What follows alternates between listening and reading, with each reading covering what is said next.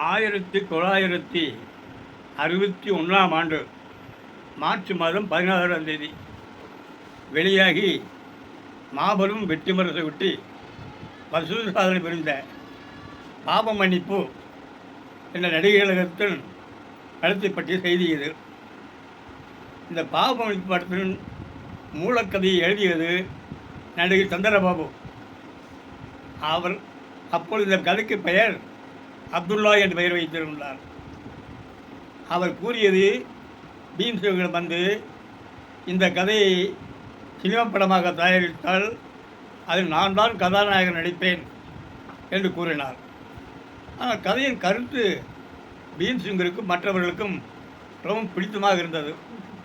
அதாவது ஒரு இந்து முஸ்லீம் வீட்டில் வளர்ந்து பெரிய கல்யாண வயதிலே கிறிஸ்துவ பெண்ணுக்கு மணந்து கொள்கிற மாதிரி மும்மதமும் சம்மதமாக கொண்ட கதையாக அற்புதமாக அமைந்தது. ஆகவே இது பீம்சிங்க்கு பிடித்தமாக இருக்க பீம்சிங் விவரத்தை ஏவிஎம் சரவணனிடமும் சரவணனுடைய அறிவுரையின்படி மெய்யப்ப செட்டியாரிடம் கதையை கூறினார்.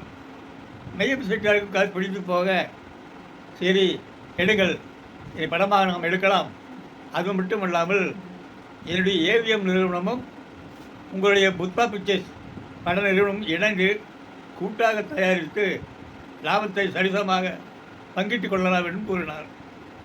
அதில் அவர் கதாநாயகனாக சந்திரபாபு நடிப்பதையும் ஏற்றுக்கொண்டார். அப்பொழுது பட்ஜெட் என்னவென்று கேட்டார். 4 லட்சம் ஆகும் என்று பீம்சிங் சொன்னார். சரி என்று படப்பிடிப்பில் நடத்துங்கள் என்று கூறிவிட்டார். அது படப்பிடிப்பை சந்திரபாபு வைத்து பீம்சிங் தயாரித்து கொண்டிருந்தார்.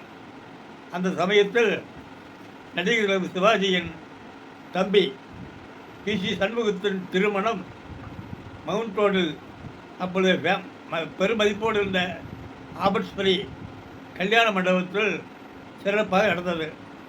அது கல்யாணத்திற்கு ஏவிஎம் சரவணன் போயிருந்தார். அப்பொழுது கல்யாண வீட்டில் வந்திருந்த பீம்சிங்கிடம் தாங்கள் தயாரிக்கிற அப்துல்லா படம் எந்த அளவுக்கு இருக்கிறது என்று கேட்டார். அவர் அது சேம் அருமையாக வந்திருக்கிறது, ஆனால் இதில் வருகின்ற சில கனமான கட்டங்களை எல்லாம் சந்திரபாபுனால் செய்ய முடியாது. ஆகவே நாம் நடிகர்களை தான் நாட வேண்டும், சிவாஜி அடித்தால்தான் இது படத்துக்கு பொருத்தமாக இருக்கும் என்று கூறினார்.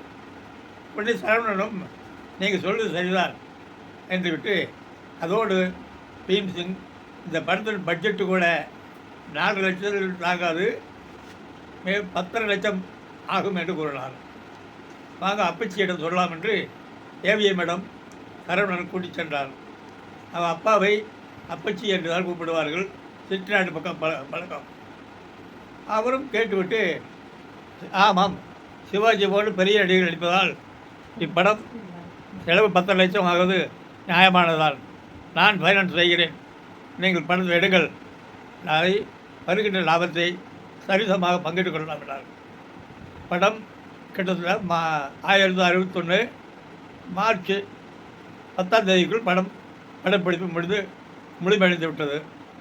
அப்பொழுதுதான் படத்தின் பெயரை அப்துல்லா என்ற பெயர் எடுத்துவிட்டு பாபு மன்னிப்பு என்று புது பெயரிட்டு படத்தை வெளியிட்டார்கள். அதற்காக அப்துல்லா கடையை வாங்கியதற்காக சந்திரபாபுவுக்கு ஏவிஎம் நிறுவனம் ஒரு தொகை கொடுத்து சரி செய்துவிட்டது. மார்ச் 10 வெளியாகி இந்த படம் மன்னிப்பு படம் என்ற படம் வெளியாகி அது எந்த தியேட்டரில் போடுவது என்பதில் பிரச்சனை ஏற்பட்டது.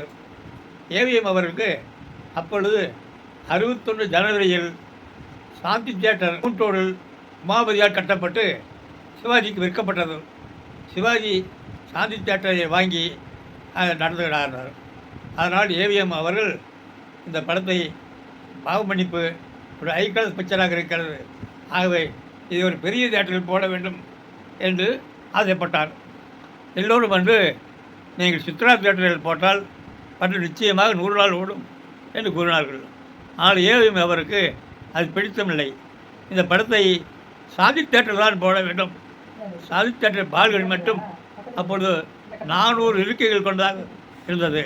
தமிழ்நாட்டிலேயே பெரிய பால்கனி கொண்ட தேட்டராக சாந்தி தேட்டர் இருந்தது. ஏன்னு சொல்லி படம் வெளியானது. வெளியாகி மாபெரும் வெற்றி பெற்றது. அந்த வெற்றியோடே மேலும் ஒரு ஜப்பானிலிருந்து பலூனை வரவழைத்து அந்த பலூனில் பாவ மன்னிப்பு என்று பதிந்து அது சாந்தி தேட்டருக்கு மேலே ஆகாயத்தில் பறக்கிற மாதிரி அந்த பலூனை பறக்க விட்டார்கள்.